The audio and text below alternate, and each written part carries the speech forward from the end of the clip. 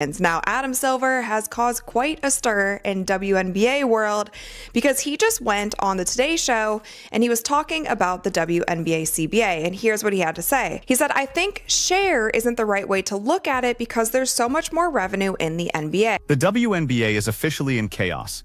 Commissioner Cathy Engelberg and NBA boss Adam Silver are reportedly butting heads. Players are angry, owners are panicking, and the entire league's future may hang on one person, Caitlyn Clark.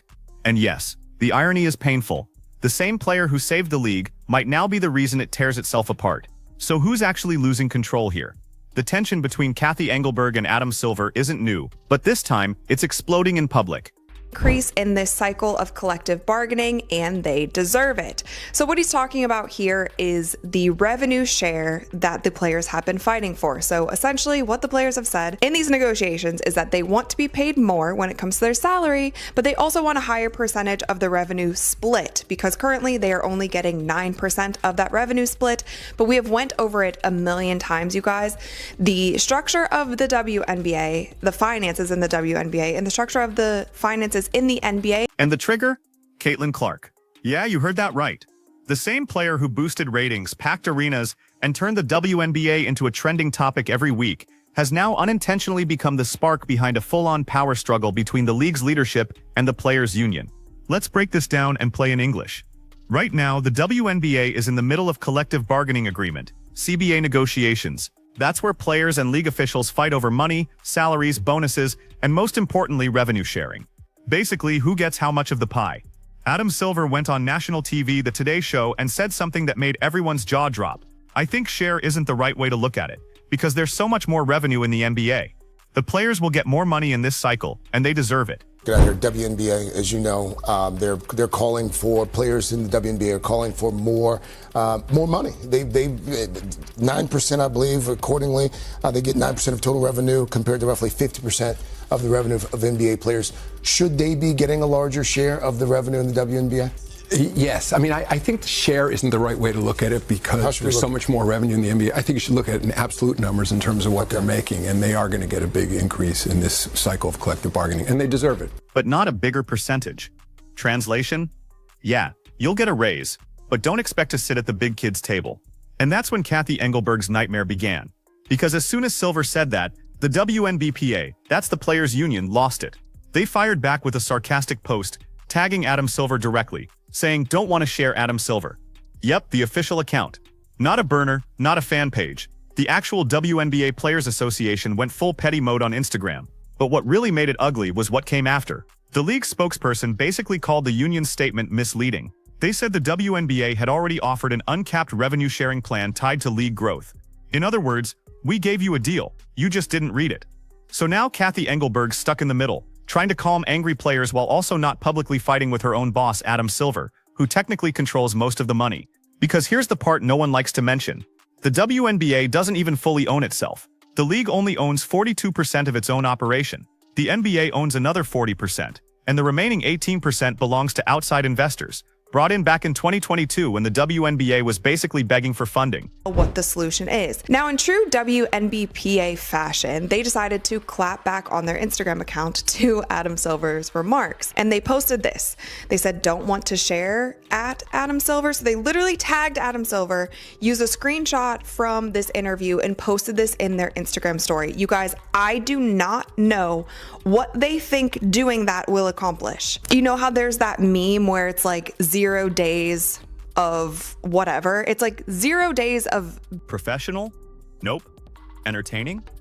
Absolutely. Was like, "We call BS and we see you." It's like, I don't understand what posting this does besides stir up more drama. People are like, "Ooh, look at them." Look, it's like, no, we're acting like children. Should be acting like a professional organization. You have to work out these things at the negotiating table, not on social media. Like, this is so childish to me. And when I saw this, it just reminded me of how draining it is sometimes to cover this league, because it's like seriously? Truly? Really? That means even if Engelberg wanted to give the players a 50-50 revenue split like the NBA, she can't. The league doesn't have the authority to. And now, the players want to take on the one guy who's literally keeping the lights on, Adam Silver. This is why every owner, investor, and sponsor in the room is quietly panicking right now. Because if the players dig in and refuse to play without a new deal, We're looking at something that hasn't happened in WNBA history, a lockout, and the timing couldn't be worse. The next CBA deadline hits on Halloween, and trust me, that's going to be scary for everyone involved. The WNBA says they're fighting for fairness. They claim they're undervalued. They want a higher percentage of league revenue, not just salary bumps. And on paper that sounds fair. But here's the issue. The WNBA's never made a profit. That's even with Caitlyn Clark filling arenas, boosting ratings and saving ticket sales. So let's put that into perspective. You're losing money every season, and your players are demanding a bigger cut of the losses. That's the argument Adam Silver's making. But in PR-friendly language, and Cathy Engelberg is trying her best not to say that out loud, because she knows how fast the internet would drag her. The players, though, they don't care about numbers. They're pointing to Caitlyn Clark. They're saying, look at the crowds, look at the ratings, look at the jersey sales. We're finally relevant. We deserve more. And here's where it gets awkward. They're not wrong. Because without Caitlyn Clark, this conversation wouldn't even be happening. She's the reason the owners even have leverage to negotiate a new media deal. She's the reason new sponsors showed up. She's the reason attendance doubled and ratings jumped 400%. Every metric the players are using to argue for more money comes directly from Caitlyn Clark's success. And that's why this entire situation is both hilarious and tragic. Because now Adam Silver's basically telling Cathy Engelberg, congrats, your players want a raise, and it's your golden child's fault. The league got addicted to the Caitlyn Clark effect. Now it's paying the price. When she got injured earlier this year, everything tanked. Ratings dropped. Talk shows stopped mentioning the league. ESPN's WNBA coverage flopped so hard they canceled one of their new talk shows after just a few weeks. That injury gave the owners a brutal reality check. Without Caitlyn Clark, the hype disappears overnight. And you can bet Adam Silver noticed that. He's probably sitting in his office thinking, see, this is why we're not doing a 50% revenue share. Take her out of the equation, and the numbers fall off a cliff. Meanwhile, the players are saying, no, this league is growing because of all of us. And Adam Silver's quietly laughing. Really? Because we saw the ratings without her. This is why Cathy Engelberg is stuck between two ticking time bombs. Her players' expectations, and Adam Silver's reality check. Every public statement now looks like damage control. The union accuses the league of running out the clock. The league accuses the players of misrepresenting offers. Fans are picking sides, and sponsors are nervously watching from the sidelines, wondering if they should even renew next year's contracts. The whole situation feels like a soap opera, only with fewer baskets and more boardroom drama. And behind all of it, Caitlyn Clark's name keeps popping up like a ghost. Because whether she likes it or not, she's become the centerpiece of every argument, the proof of success, the excuse for higher pay, the leverage in every negotiation. Even retired WNBA players like Rebecca Lobo are admitting it. In the past, there was always a real chance the NBA could pull the plug and say, this is too much. But now, these franchises are worth too much. These women are worth too much. Translation, the only reason they're worth too much now is because of one player's popularity. You can feel the panic behind those words. Everyone knows the truth, but no one wants to say it out loud. The league's survival is tied to Caitlyn Clark, and that's a terrifying position for any commissioner to be in. Adam Silver knows this. Cathy Engelberg knows this. The players know this. And now they're fighting over who gets credit for her impact and who gets paid for it. The funniest part, even with all the drama, the WNBA still loses money. They've quadrupled their media deal to about $260 million, but that's pocket change compared to the NBA's billions. The WNBA's 9% share of revenue sounds bad, but when you realize there's no profit to share, it's almost meaningless. But try telling that to the players' union. They're demanding transparency, accusing the league of hiding its real numbers, as if there's some secret vault of profits sitting in a New York office. One player even said, the NBA's using us to make money. Reality check. They're funding you to stay alive. That's the problem Cathy Engelberg can't say out loud. The NBA's been propping the WNBA up for nearly 3 decades. If Adam Silver ever said, we're done, the league would collapse by next summer. And yet here we are. The players are threatening to walk, and the commissioner's office is quietly panicking about what happens if they actually do. The league's entire empowerment image is at risk. The same story they've been selling that women's basketball is finally thriving could backfire if the 2021 season doesn't happen. And guess who will get blamed? Caitlyn Clark. Because if there's no 2021 season, every sports outlet will say, it all started when the Caitlyn Clark era changed everything. Not because she did anything wrong, but because her success made everyone realize how broken the league's foundation really was. She raised expectations so high that now, even the owners can't keep up. So yeah, the WNBA officials are in full panic mode. Cathy Engelberg's trying to play nice. Adam Silver's trying to sound diplomatic. The players are tweeting shade. And Caitlyn Clark's probably somewhere in Iowa just trying to focus on her jumper, completely unaware that she's accidentally started a war between billionaires and union reps. The chaos isn't calming down, it's spreading. Every day new reports come out of tension between Cathy Engelberg and Adam Silver, and at this point it's less leadership disagreement and more power tug-of-war. What started as a few offhand remarks from Adam Silver about money has now turned into a full-scale meltdown inside the WNBA. Here's the truth. Both Engelberg and Silver are right, and both are wrong. Adam Silver knows this league survives on NBA support. He knows the WNBA hasn't made a consistent profit since day one. Without NBA money and owners backing them, there is no league. So when players start demanding a 50% revenue split like the NBA, he's not being cold or dismissive. He's being realistic. He knows 50% to split when the league's running on borrowed money. But Cathy Engelberg has a different problem. She's the face of the league, the one who has to smile in front of cameras while the players accuse management of being greedy. She can't admit what Adam Silver can, that the business side is barely keeping its head above water. Because if she does, sponsors panic, fans lose faith, and the whole growth story collapses. Now add Caitlyn Clark to the mix, and everything explodes. Her rise gave players confidence they've never had before. Suddenly the numbers looked great. Attendance, viewership, jersey sales, all through the roof. So the players started saying, see, we're growing, we deserve more. But here's what they don't want to hear. It's not we, it's her. Caitlyn Clark changed the game, not the system. The system's still broken. One player can't fix decades of poor management and financial loss. But try explaining that to a room full of stars who see her success as proof they should all be millionaires. And when Caitlyn got injured, the mask came off. Ratings dropped, media coverage vanished. The casual fans, the ones who were finally paying attention, stopped watching. The owners saw exactly what life looks like without her, and it wasn't pretty. That's when panic hit the front office. Adam Silver's now using that drop-off as proof in negotiations. He's telling Cathy, see, it's not the league that's growing, it's one player driving the whole thing. He's basically warning her, don't give away more money when the entire business depends on one person. Meanwhile, Caitlyn's stuck trying to keep the players happy, even as they're calling her leadership out of touch. The WNBPA is throwing shade on social media instead of working behind closed doors, and it's embarrassing.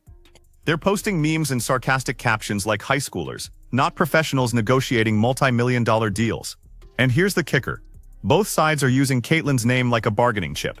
Adam Silver points to her success to justify why the league shouldn't raise the revenue share, saying she's the reason for the boom, not the structure. The players use the same example to demand more, saying she represents their collective value. And poor Caitlyn? She's not saying a word. She's probably at the gym shooting threes while her name gets tossed around in boardrooms she didn't even ask to be in. The league's entire identity crisis now revolves around her. Adam Silver doesn't want another NBA-level lockout drama on his record, especially not over a league that barely breaks even. He wants this resolved quietly, a modest raise, a few headline quotes about growth, and everyone moving on. Cathy Engelberg, on the other hand, is desperate to prove she can run this league independently. But when the players start clashing with her and calling out her leadership, it makes her look weak. This feud has gone from business to personal. Adam Silver is tired of the WNBA's internal drama spilling into the press. Both are tired of feeling like a puppet, and the players are tired of hearing we'll get to it next year. But the ugly truth is simple. Without Caitlyn Clark, there wouldn't be this argument. She's the reason the players feel bold enough to demand more, and the reason the owners are too scared to give it. You can almost feel the nervous energy in every press release. The smiles look forced, the quotes sound defensive. Everyone knows the league's walking a thin line. If a deal doesn't happen soon, a lockout's almost guaranteed. The deadline is Halloween, and for the WNBA, that might be the most fitting date possible. Because if they blow this, it'll be a nightmare. Sponsors will pull out, fans will move on, networks will quietly drop coverage. And when that happens, all those headlines about women's sports finally booming will age fast. The WNBA's fighting over numbers, but the real problem's power, who has it, who wants it, and who can hold it. Cathy Engelberg and Adam Silver are both running out of time, and Caitlyn Clark's success just turned the heat up higher. So what do you think? Is this leadership battle going to save the league or sink it? Hit like and subscribe for more, because now other players and analysts are starting to speak up. They're saying this wasn't the first time a coach messed with an injury timeline for PR. So Stephanie's about to become the poster child for bad management. Instant regret doesn't even cover it. This is career-ending kind of regret. You can already see the Fever trying to scrub their mess.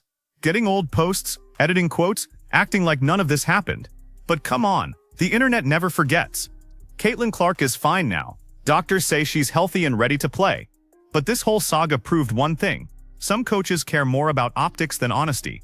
And Stephanie White just found that out the hard way. The fallout from this whole mess has been wild. You'd think after getting exposed by actual doctors, Stephanie White would come out, phone it in, and move on. But no, instead she's doubling down like nothing happened. She's smiling in pressers, dropping those same one day at a time lines like a broken record. It's almost impressive. The confidence it takes to act this delusional on camera. And now fans are letting her have it. The Fever's comment section looks like a war zone. Every post, no matter what it's about. Congrats to our interns, happy birthday Aliyah, so find 50 people typing stop lying about Caitlyn under it. That's what happens when you insult people's intelligence. You can't call fans family one day and then feed them made-up injury updates the next. People care. They watch every game. They follow every press conference, and when you lie to them, they notice. The best part? The doctors who broke the story aren't backing down either. They've been doing interviews explaining exactly why the Fever's version of events made no medical sense. One even said, "It's highly unlikely a professional athlete with multiple groin strains could return to full movement in under 2 weeks." Translation: Stephanie White, you're full of it. And the timing of everything makes her look even worse. Remember when she said Caitlyn was almost ready right before that road trip? Yeah. Turns out that was the same week the team quietly filed for extra medical evaluations, which basically means they knew she wasn't close to ready. So not only did they lie, they planned around the lie. That's next-level manipulation. Even players from other teams are low-key calling it out without saying her name. One player posted a tweet saying, "Protect your body, they'll smile in your face and ruin your career behind your back." Everybody knew what that was about. And it's not just players. The media's waking up too. Reporters who used to back Stephanie are now starting to turn. An article headline literally said, "Fever coaching staff faces credibility crisis." Yeah, credibility crisis. That's journalist code for, "We caught you lying." But let's go back to the core of this. Why lie in the first place? Because the team was desperate. The Fever season was hanging by a thread. And instead of being transparent, they tried to fake optimism. You know the classic, "she's fine just resting" routine. The problem is when you keep saying that for 3 months, people start connecting dots. Fans realize something wasn't right. Caitlyn's body language said it all. She wasn't injured anymore. She was frustrated. She wanted to play, and they were holding her back. And if that's true, that's not just bad leadership. That's sabotage. There's this clip floating around from a post-game presser where Stephanie said, "We're being cautious with Caitlyn." Meanwhile, she'd already been cleared by her personal doctors to start scrimmaging. You can literally see the assistant coach's face twitch when she says it. Like even he didn't believe what was coming out of her mouth. Now that the receipts are out, everything about her interviews looks off. The fake smiles, the vague medical talk, the "she's feeling good" lines, all of it looks like damage control in real time. And fans are brutal. One tweeted, "Stephanie White treating Caitlyn Clark's recovery like a Netflix cliffhanger." Another wrote, "Can someone tell the Fever this isn't the CIA? We can handle the truth." That's the internet for you. They turn everything into a joke, but there's always truth behind the punchlines. At this point, Stephanie White's best move might be to lay low for a while. Because every time she opens her mouth, it just gets worse. The internet's calling it the Caitlyn cover-up. The memes are flying. And while it's hilarious to watch unfold, it's also sad. Because this whole thing could have been avoided if honesty had just been the first option. So yeah, instant regret definitely hit, but the damage is already done. Stephanie White wanted control. Now she's lost it. The doctor spoke, the fans saw through it, and the truth's out. Caitlyn's fine, but that coaching reputation, not so much. What do you think? Did the Fever get punished for this, or just fire her already? Drop your thoughts below, hit like, and don't forget to subscribe for more.